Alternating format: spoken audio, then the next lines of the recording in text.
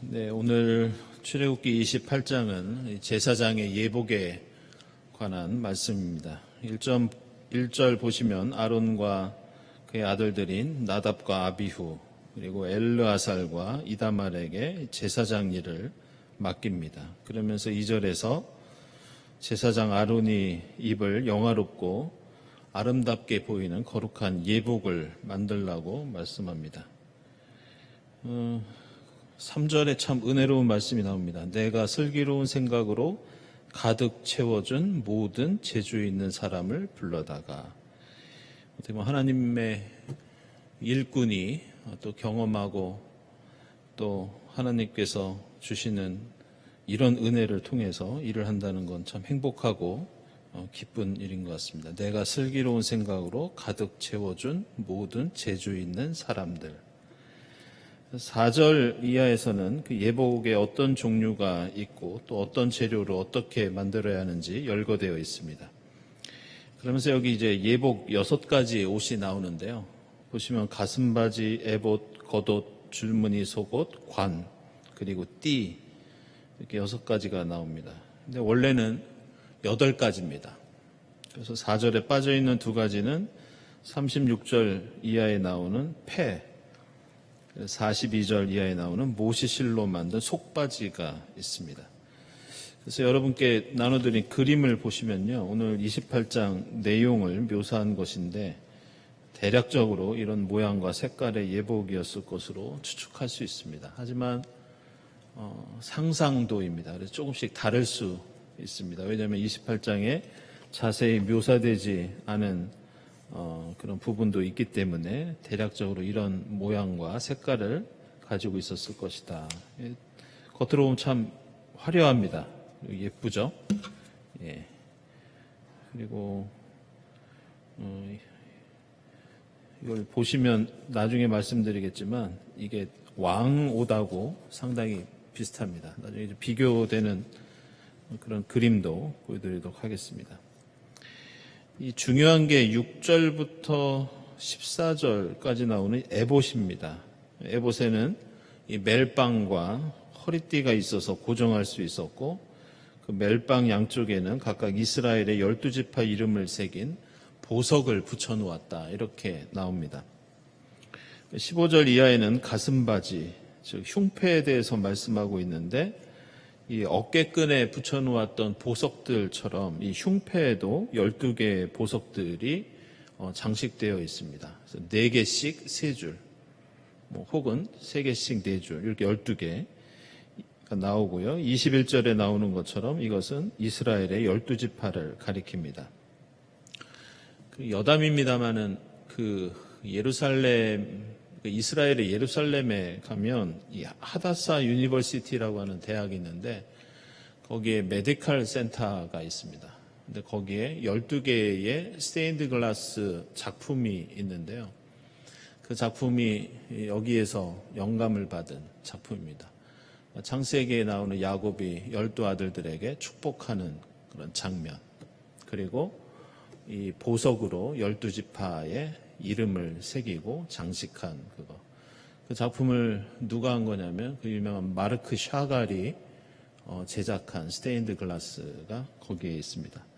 제가 좀 프린트를 해볼까 했는데 작품이 너무 커서 종이에 다 담을 수는 없고요. 혹시 관심 있는 분들은 인터넷에서 한번 찾아보시기 바랍니다. 하다사 유니버시티 메디컬 센터에 있는 그 작품 제목이 예루살렘의 창문들, 이런 작품입니다. 이렇게 어깨나 가슴에 12지파를 상징하는 이 보석들을 붙인 목적이 29절에 나옵니다. 제가 읽어보면 아론이 성소로 들어갈 때에는 이스라엘의 아들들의 이름이 새겨진 판결 가슴바지를 가슴에 달고 들어가라. 나 주가 언제나 이스라엘을 기억하게 하여라. 제사장이 어떤 역할을 하는 사람인지 보여주는 장면이라고 하겠습니다. 그것은 제사장은 개인의 자격으로 하나님께 나아가는 것이 아니라는 뜻입니다. 이스라엘 12지파의 이름이 새겨진 예복을 반드시 입고 하나님을 만남으로써 하나님께서 이스라엘을 기억하시도록 하는 것, 바로 이스라엘을 대신하여 중보하는 사람이 제사장이라는 그런 뜻입니다. 이것은 특별히 우리가 그 예배위원을 비롯해서 교회에서 일을 할 때도 마찬가지입니다. 예배를 인도하고 설교하는 이 목사뿐만이 아니라 중보기도자나 성가대, 안내위원, 헌금위원, 성찬위원, 그리고 친교실과 교회 곳곳에서 일하시는 모든 분들이 사실은 개인의 자격이 아니라 교회 공동체를 대표해서 하나님 앞에서 그 일을 한다는 의미가 교회에서의 봉사, 헌신, 사역, 그런 뜻입니다. 그래서 우리 눈에 보이지는 않지만 우리가 교회 공동체와 예배를 위해서 일할 때에는 우리의 어깨와 가슴에 교우들의 이름이 새겨져 있다는 그런 의식을 가지고 생각을 가지고 그분들과 함께 하나님께 나아간다는 그런 뜻으로 우리가 봉사를 해야 하고 오늘 28장에 담겨있는 그 중요한 의미입니다. 제사장이 무엇인가 영광을 받거나 존경을 받거나 혹은 어떤 특별한 권리를 가지고 있다면 그것은 개인이 훌륭하거나 개인에게 주어진 것이 아니라 바로 이스라엘의 12지파를 대표하고 있고 그 중재자로서의 역할을 하고 있기 때문이고 그것은 지금 교회 공동체의 다른 직분들도 마찬가지입니다. 절대 목사의 직분은 목사 개인에게 돌아가는 게 아니라 제사장과 마찬가지로 대표성을 가지고 있기 때문에 그렇고 그것은 장로님이나 집사님이나 권사님이나 다른 직분들도 마찬가지라고 할 수 있습니다. 오늘 29절 30절 보시면 이 가슴바지를 판결 가슴바지 이렇게 부르면서 그 안에 여러분들 종종 들어보셨을 그 우림과 둠밈이 그 안에 들어있다고 나옵니다. 그리고 그 뜻은 성경 각주에 나오듯이 빛과 완전함입니다. 30절 하반절에 나오듯이 이것은 제사장이 백성들을 위해서 판결을 내릴 때 사용하던 것이었습니다. 이게 어떤 모양이고 어떤 의미를 가지고 있었는지는 사실 좀 논쟁이 있고 다양한 의견들이 있습니다. 그 중에는 이게 두 개의 주사위 같은 모양이었을 것이다. 이런 주장도 있고요. 금속이나 보석으로 만든 작은 물체 혹은 작은 조약돌, 작은 막대기 혹은 길조나 흉조를 가리키는 면이 있는 납작한 돌, 또 나무나 쇠로 만든 판 위에 새긴 알파벳 등등 여러 가지 주장들이 있습니다. 어쨌든 한 가지 확실한 것은 이것이 백성들을 판결할 때 썼다는 것, 이 정도만 우리가 확실히 얘기할 수 있겠습니다. 31절 이하에서는 제사장의 다른 예복들이 나오는데 에봇에 딸린 소매 없는 겉옷이 나오고요. 이것은 사무엘기상 24장에 나오는 앞서 말씀드린 대로 왕이 입던 겉옷자락과 비슷한 모양이었습니다. 이 왕의 예복이 제사장의 예복과 비슷하다는 것은 중요한 의미를 갖고 있습니다. 그것은 제사장의 당시의 사회적인 지위가 왕의 필적한 것이었다고 할 수 있습니다. 그래서 제사장의 예복은 아무래도 제사장이라고 하는 직분이 당시에 어떤 의미를 가지고 있었느냐와 깊이 관련이 되는데 초기 역사에서는 제사장이 왕의 역할도 감당했습니다. 그러다가 시간이 지나고 왕권이 강화되면서 제사장은 제사장의 역할만 하는 걸로 전문화됩니다. 그런데 나중에 이게 변화가 온 게 바벨론 포로기입니다. 바벨론의 포로로 끌려가면서 이스라엘에는 더 이상 왕이 없게 되죠. 그래서 다시 이스라엘 땅에 돌아왔을 때도 왕이 없었기 때문에 제사장들이 왕이 하는 역할들을 많이 감당하게 됩니다. 이런 역사적인 연원 때문에 제사장의 옷이 왕의 복장과 비슷하게 된 하나의 역사적인 배경이 됩니다.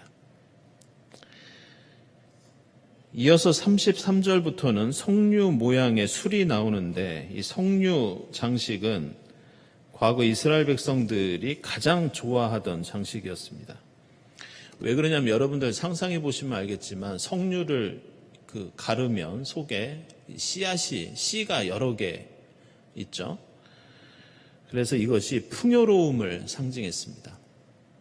그래서 신명기 8장 8절 이하를 보면 이스라엘 백성들이 차지할 가나안 땅에 대해서 다음과 같이 묘사하는 장면이 나옵니다. 주 당신들의 하나님이 당신들을 데리고 가시는 땅은 좋은 땅입니다. 골짜기와 산에서 지하수가 흐르고 샘물이 나고 시냇물이 흐르는 땅이며 밀과 보리가 자라고 포도와 무화과와 석류가 나는 땅입니다. 이런 말씀이 나옵니다. 그래서 이 석류는 풍요로움을 가리키는 상징으로 자주 쓰이게 됩니다. 이 제사장의 예복뿐 아니라 그래서 이 성전 안에 있는 장식에서도 이 석류 모양이 중요하게 사용되었습니다. 그래서 하나님께서 풍성하게 채워주신다 이런 의미로 성막이나 성전 곳곳에 이 석류 모양을 한 장식들이 사용이 됩니다. 그래서 열왕기상 7장 18절에 솔로몬의 성전을 건축하는 장면에서 이런 대목이 나옵니다. 이렇게 두 기둥을 만들고 나서 기둥 꼭대기에 얹은 기둥머리를 장식하였다. 놋쇠로 석류를 만들고 그물에다가 석류를 두 줄로 늘어뜨려서 기둥머리를 장식했다. 열왕기상 7장 20절을 보면 사슬 장식 위에 동그랗게 돌출된 부분에다가 얹었다. 기둥머리에는 놋쇠로 만든 석류 200개가 둥그렇게 열을 지어 있었다. 다른 기둥머리도 마찬가지였다. 대단히 많은 이 석류 모양의 장식들이 성전에 있었던 걸로 알 수 있습니다. 그래서 지난 시간에 그 제단에 대해서 말씀드리면서 고고학적으로 가장 유명한 그 제단이 여러분들에게 그림으로도 나눠드렸던 부엘세바에서 발견된 제단이라고 말씀드렸는데요. 같은 장소에서 이 진흙으로 만든 그 2cm 정도의 그 석류들도 함께 발견되었습니다. 그래서 예루살렘 성전뿐만이 아니라 지방 성소에서도 이 석류가 많이 장식품으로 사용된 걸 알 수 있습니다. 오늘 말씀 보면 그 석류 장식 중간 사이에 금 방울을 매달았는데 당시에 이 허락받지 않은 사람들이 이 성소나 지성소에 들어가는 것은 죽음을 의미했습니다. 이런 이유 때문에 방울 소리를 내어서 대제사장이 지성소에 들어간다는 것을 알릴 수 있었고, 또 대제사장이 지성소 안에서 방울 소리를 내면서 움직이고 있음으로써 죽지 않았다는 것을 드러내는 그런 기능도 있었습니다. 그리고 이 방울 소리는 우리나라나 다른 나라도 그런 비슷한 전통이 있습니다만은 악한 영을 쫓는다는 그런 의미도 이 방울에 담겨 있습니다. 36절부터 다시 보면 이마에 붙이는 순금패에 대해서 나오는데 여기 히브리어로 코데슈 라도나이 이런 글씨가 새겨져 있었습니다. 주님의 성직자. 네, 코데슈 라도나이는 직역하면 주님께 거룩, 주님께 성결 이런 뜻입니다. 이런 글이 새겨진 패를 이마에 붙였습니다. 그러면서 이 패를 붙여야 하나님께 드리는, 제사장이 드리는 예물을 하나님께서 받아주신다. 근데 이걸 모양을 자세히 보면 이 꽃 모양을 하고 있었던 걸로 보이는데 이것도 앞서 석류 장식처럼 하나님께서는 꽃 피우게 하시고 열매 맺게 해주시는 분이라는 것을 상징합니다. 그래서 지금 이 부분을 정리하면 하나님께 예배를 드리러 가는 자, 하나님께 예물을 드리는 자에게는 거룩한 하나님을 만나는 거룩한 마음과 태도와 예복이 중요하고 하나님께서는 그 거룩한 예배와 제사를 받으시고 석류나 꽃처럼 넉넉한 풍성한 은혜를 내려주신다고 하는 그런 의미에서 이런 장식을 했던 걸로 보입니다. 28장의 마지막 부분인 40절부터 43절까지는 대제사장이 아닌 일반 제사장들이 착용하는 복장에 대한 규정이 나옵니다. 대제사장 예복에 비하면 좀 간결한 모양새였고요. 특히 속바지를 입어서 이 몸 아래, 이 하체를 드러내지 말도록 철저하게 강조하고 있습니다. 이제 오늘 이 28장 말씀을 정리하면서 말씀드릴 것은 이 28장의 제사장의 예복에 대해서 살펴볼 때는 이것을 제대로 이해하기 위해서는 제사장의 예복뿐만이 아니라 지금까지 우리가 봤던 출애굽기 다른 부분의 전체적인 맥락에서 이 의미를 살펴봐야 합니다. 지금까지 살펴본 성막과 여러 기구들, 그리고 앞으로 이어질 제사에 대한 여러 규정들까지, 그렇다면 이 모든 것이 가지고 있는 목적이 무엇이었느냐, 그 목적을 살필 때 이 제사장의 예복이 가지고 있는 의미도 우리가 알 수 있습니다. 그것을 알 수 있는 중요한 단서가 오늘 28장에 나오는데요. 그것은 이 제사장의 예복들은 흥미롭게도 그 재료나 장식이 성막을 만드는 재료와 겹치는 것들이 많이 있습니다.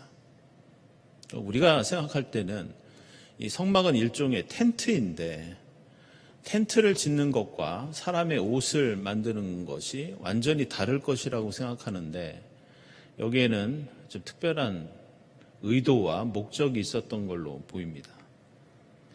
이것은 제사장과 그 예복도 성막처럼 거룩해야 한다. 무엇보다 하나님을 만나 하나님께 감사와 찬송을 올려드리고 하나님의 말씀을 듣고 거룩한 백성으로서 살고자 하는 결단의 의미가 성막에도 담겨 있고 여러 가지 기구들에도 그 뜻이 담겨 있고 오늘 제사장의 예복들에도 그 의미가 함께 담겨 있다는 그런 뜻입니다.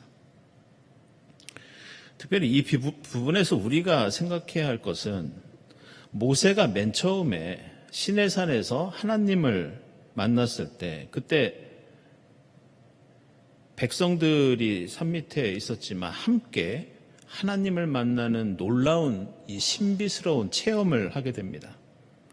그런데 모세가 산에서 내려오고 이제 백성들도 일상생활로 돌아갑니다. 그러면서 더 이상 하나님께서 함께 하셨던 그 놀라운 체험, 그 거룩한 경험과 상태가 계속 유지되지는 않습니다. 다시 말씀드리면 모세가 시내산에 올라가고 백성들도 하나님을 만나는 임재를 체험했는데 그때 대단히 거룩해집니다.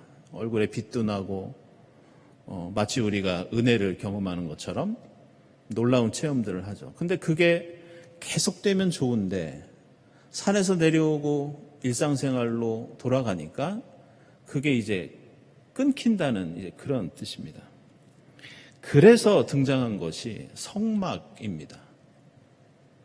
이제 이스라엘 백성들은 가나안 땅을 향해 가면서 시내산과 점점 멀어진다 하더라도 성막을 통해서 시내산에서처럼 하나님을 만나고 말씀을 들으면서 그 거룩한 체험을 유지할 수 있게 하는 기능이 다른 게 아니라 성막입니다. 그래서 성막은 시내산입니다. 그리고 그러한 경험을 위해서 가시적이고 오감으로 느낄 수 있는 상징물들이 필요했는데 성막의 장식들과 기구들 그리고 제사장의 예복은 바로 그런 기능을 하는 그런 기능을 가지고 있었습니다. 따라서 이 제사장의 예복은 단순히 성막에서 일할 때 입는 이 작업복이나 제사장의 지위를 가리키는 유니폼이 아닙니다. 오늘 28장의 예복에는 성막에 사용된 재료와 장식들이 사용됨으로써 여기에는 주님께 거룩 이런 글귀가 있고 성막에 성류와 방울들이 있고 12지파 이스라엘 백성들의 이름과 보석이 붙어 있어서 예복도 성막과 같은 기능을 한다. 이것을 보여주고 있습니다. 근데 이러한 신학적인 의미는 구약시대 때에는 제사장과 성전과 성막이 있기 때문에 이런 의미를 갖고 있었지만 예수께서 이 땅에 오셔서 십자가에서 죽으시고 부활하심으로써 전혀 다른 의미, 형태를 갖게 됩니다. 예수께서 성전이 되십니다. 그리고 예수가 희생제물, 화목제물이 되심으로써 우리는 더 이상 성전 제사를 드리지 않아도 되고, 그리고 지난 시간에 말씀드린 것처럼 우리 자신이 성령이 거하시는 하나님의 성전이 됩니다. 그리고 이 의미는 성전과 제물뿐만이 아니라 예수를 통해서 일어나는 이러한 신학적인 변화는 제사장의 예복에도 변화가 옵니다. 제사장이 따로 있는 게 아니라 우리가 다 같은 왕 같은 제사장이 됩니다. 따라서 우리에게 제사장의 별다른 특별한 예복이 필요하지 않게 됩니다. 그러면서 사도 바울이 한 말이 중요합니다. 로마서 13장 12절 이하에서 이렇게 말씀합니다. 밤이 깊고 낮이 가까이 왔습니다. 그러므로 우리는 어둠의 행실을 벗어버리고 빛의 갑옷을 입읍시다. 낮에 행동하듯이 단정하게 행합시다. 호사한 연애와 술 취함, 음행과 방탕, 싸움과 시기에 빠지지 맙시다. 그러면서 뭐라고 말씀하느냐? 주 예수 그리스도로 옷을 입읍시다. 사도 바울은 이제 화목제물이 되시어 십자가에서 죽으신 예수를 통해서 더 이상 우리에게 성막과 희생제물과 제사가 필요하지 않게 된 것처럼, 그리고 우리가 하나님이 거하시는 성전이 된 것처럼 우리에게는 이제 제사장의 예복이 필요 없고 다만 빛의 갑옷을 입으십시오. 주 예수 그리스도로 옷을 입으십시오. 이렇게 권면합니다. 따라서 오늘 출애굽기 28장에 나오는 거룩한 제사장의 예복은 지금 우리에게는 예수 그리스도를 닮아가는 십자가와 부활의 삶, 예수를 따르는 삶이 바로 지금 우리에게는 제사장의 예복과 같다고 하겠습니다. 그 삶을 통해 우리는 성령이 거하시는 성막과 성전이 되며 그것이 우리의 빛의 갑옷이 되고 예수 그리스도라는 옷을 입게 되는 것입니다. 그 영국에서 그 16세기에 종교개혁이 일어났을 때 종교의복 논쟁이라는 사건이 벌어집니다.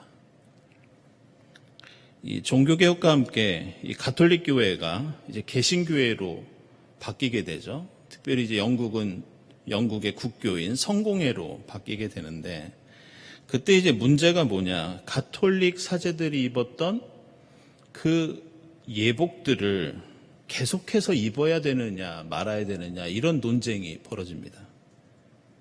근데 이게 더 복잡해지고 더 머리 아프게 된 것은 이게 종교개혁 한 번으로 가톨릭에서 개신교로 한 번만 바뀌면 편한데 이게 그렇지가 않았습니다. 메리 여왕이 됐을 때는 메리 여왕은 가톨릭을 믿었던 여왕이었기 때문에 종교개혁을 했는데 다시 가톨릭으로 돌아갑니다. 그런데 그 다음에 또 엘리자베스 1세 여왕이 됐을 때는 가톨릭에서 또다시 개신교로, 그러니까 왔다 갔다 합니다. 그래서 그때마다 도대체 우리는 가톨릭 사제들이 입던 옷을 개신교 교회에서, 성공회 교회에서 입어야 되냐 말아야 되냐 이런 논쟁들이 대단히 많이 있었습니다. 그런데 당시에 가톨릭 교회와 사제들 그리고 그들이 입는 예복은 안타깝게도 부패와 타락의 상징이었습니다. 그래서 개신교회 주교들에게 가톨릭 의복을 그대로 입게 하자는 규정을 만들 때 무슨 일이 일어났느냐? 이 윌리엄 터너라고 하는 사람은 그 성직자들이 쓰고 있는 가톨릭에서 유래된 사각모를 조롱하고 벗기기 위해서 개인적으로 개를 훈련시켰다는 기록이 나와 있습니다. 그래서 그 개가 그 모자르만 보면 달려가서 그 모자를 벗겨버리고 입에 물고 그러는 그런 일이 있었다는 이 교회사 기록이 남아 있습니다. 이 사람이 또 무슨 일을 했느냐? 자신의 교구에서 간통으로 잡힌 사람에게 형벌을 내리는데 그 형벌이 바로 가톨릭 주교에 사각모를 씌워놓고 가톨릭에 대한 혐오감을 드러내는 그런 일을 벌였습니다.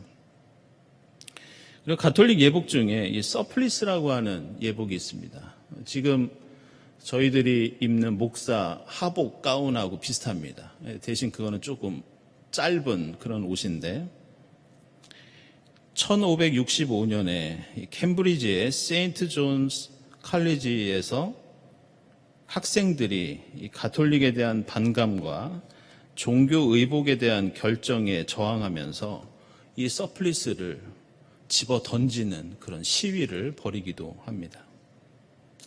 그리고 런던 교구에서는 가톨릭 예복을 입으라고 그 예복을 모범적으로 차려입은 그 성직자의 그 마네킹을 전시를 했다고 합니다. 대단하죠. 이때가 16세기인데 그러니까 이렇게 멋있게 입으라고 전시를 했는데 많은 성직자들이 그 의복을 거부를 했고 또 성직을 정지당하는 그런 사건들도 있었습니다. 이건 무엇을 의미하느냐? 거룩한 권위를 상징하는 사제의 예복.